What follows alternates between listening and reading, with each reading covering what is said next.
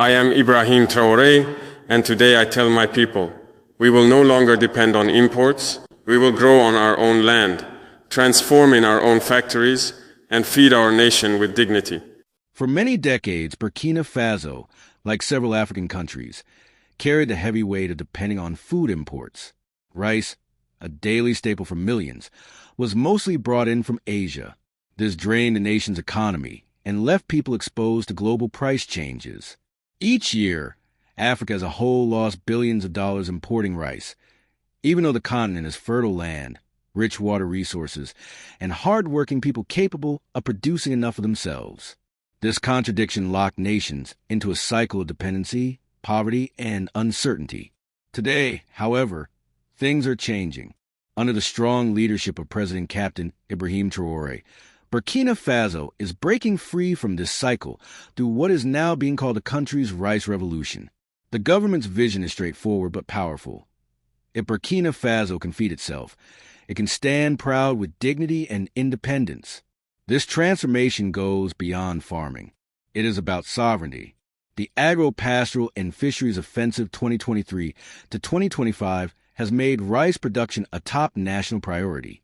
Hundreds of tractors have been purchased, large areas of land have been prepared for cultivation, and displaced persons along with young people have been mobilized into productive work.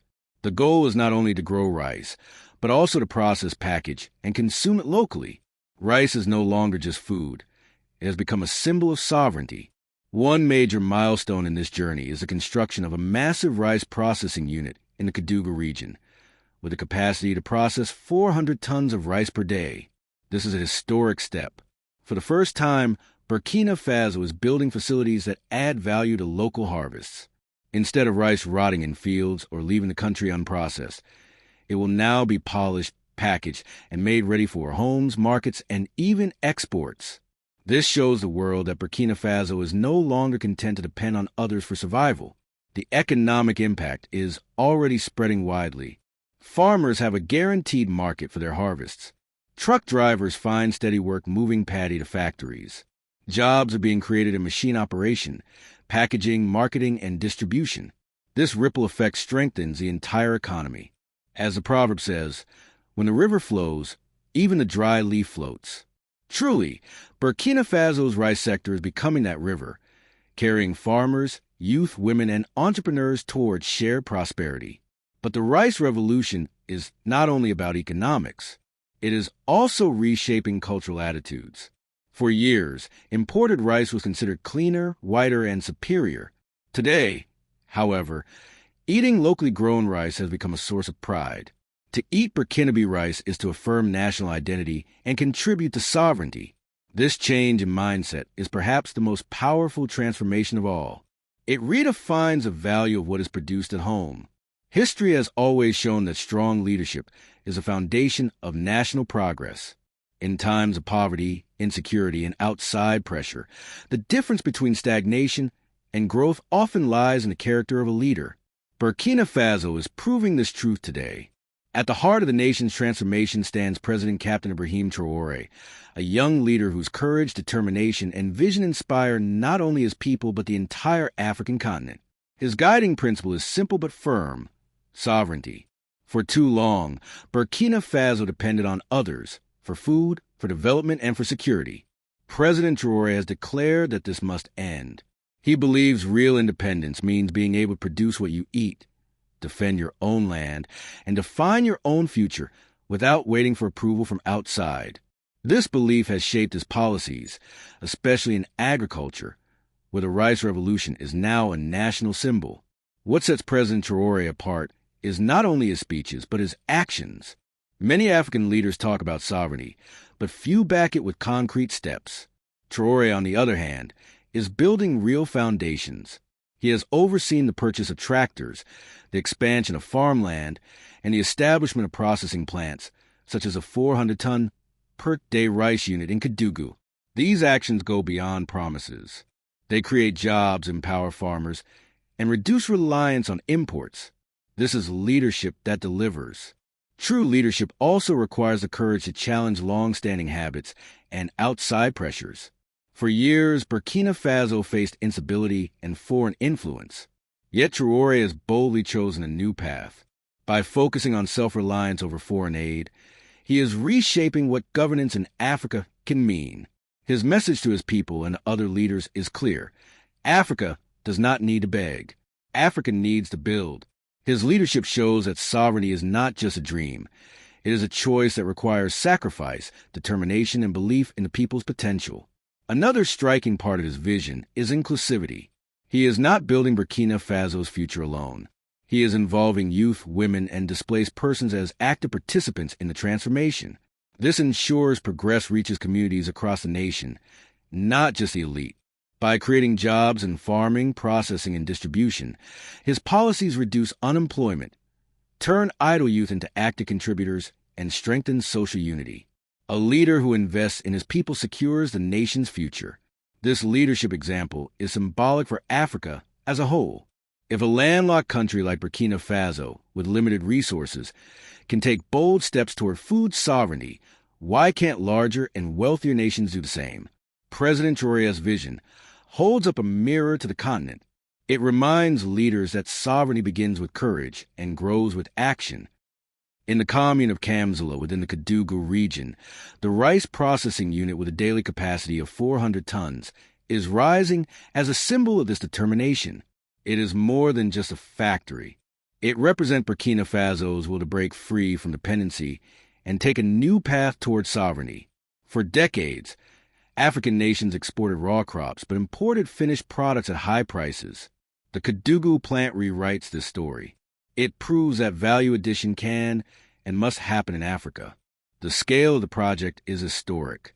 A facility capable of handling 400 tons daily represents not only industrial strength, but national willpower. Rice harvested in Burkina Faso will no longer be left to rot or wait for foreign processors. Instead, it will be washed, milled, polished, and packaged to international standards right at home. The sight of these modern, powerful machines tells a story of a new Africa, no longer satisfied with supplying raw goods, but determined to produce finished products.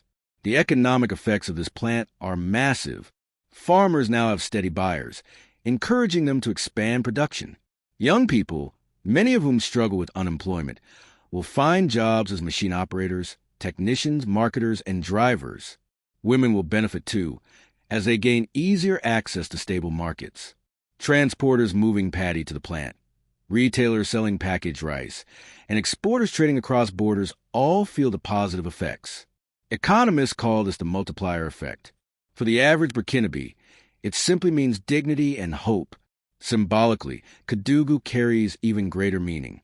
Located in a central region, this plan is like a torch lit in the nation's heart, sending inspiration across the country. It shows farmers their work will not be wasted, youth that jobs exist at home, and the world that Burkina Faso is becoming a producer, not just a consumer. As the proverb says, when the drum beats in the palace, the whole village hears a sound. Kédougou is that drum, and its echo is spreading across the nation and beyond. Behind this success lies collaboration. Private entrepreneur Mamanata Baza showed remarkable vision and courage in leading this initiative. At the same time, the government, represented by Minister Ismail Sambi, provided strong support and encouragement.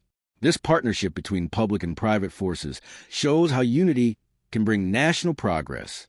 Africa is the youngest continent, with millions of young people entering the labor force each year. Sadly, many remain unemployed, leading to frustration, migration, and insecurity. But Burkina Faso is showing a different path. Through the Rice Transformation Program, young people are finding jobs not only in farming, but also in processing, marketing, and logistics. A factory of the scale employs hundreds directly: technicians, accountants, marketers, drivers, cleaners, and guards.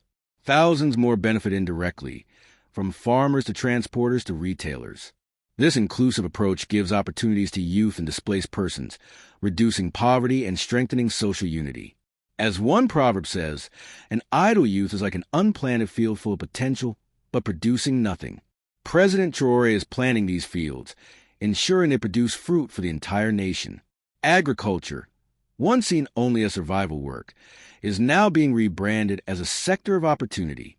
With modern equipment, processing plants, and organized markets, young people no longer see farming as drudgery, but as a path to steady income and national pride. This shift is vital, as it encourages a generation to see opportunity at home instead of seeking it abroad. The rice revolution also carries lessons for the entire continent. If Burkina Faso can channel its youth into productive agricultural work, other nations can do the same. True sovereignty and progress are impossible without the energy of young people.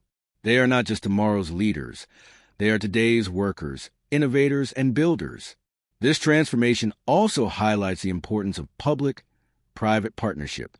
Entrepreneur Maminata Baza, by building the 400-ton plant in Kadigu, proved that private citizens, especially women, can play a central role in national development. But her vision succeeded because the government backed her. Minister Sambia's visit and public support sent a strong message of encouragement. This collaboration between individual courage and government policy is the formula Africa needs. The symbolism of Maminata Baza's leadership is especially important. As a woman entrepreneur, she has broken barriers in a male-dominated field. Her example shows that women can and must be central in Africa's transformation.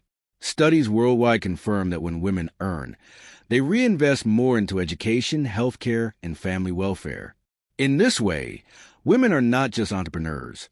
They are nation builders. In the end, Burkina Faso's rice revolution is more than about food. It is about independence, dignity, and leadership. It is about showing Africa and the world that with determination, courage, and unity, even a landlocked nation with limited resources can take control of its future. President Traoré's vision proves that sovereignty is not a slogan, it is action. His model of leadership, agriculture, and partnership can inspire the entire continent.